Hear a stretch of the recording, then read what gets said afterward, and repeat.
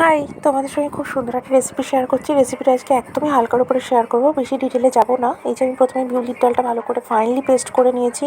তার মধ্যে আদা, গ্রেটেড আদা, বাটা জিরে এবং বাটা কিছু মশলা দিয়ে, তার মধ্যে নুন মিষ্টি দিয়ে, যে আমি অলরেডি শেয়ার করে দিচ্ছি তোমাদের সঙ্গে। দেখো, আমি বড়াগুলো আগেই ভিজিয়ে রেখেছি কারি পাতা এবং গোটা সর্ষে ফোড়ন দিয়ে, তেলে ফোড়ন দিয়ে, যে ভাজা মশলা, গ্রেটেড আদা, টক দই, তেঁতুলের পাত, বিট নুন, গোলমরিচ সবই রয়েছে। এগুলো দিয়ে আমি এক এক করে ডেকোরেশন করবো।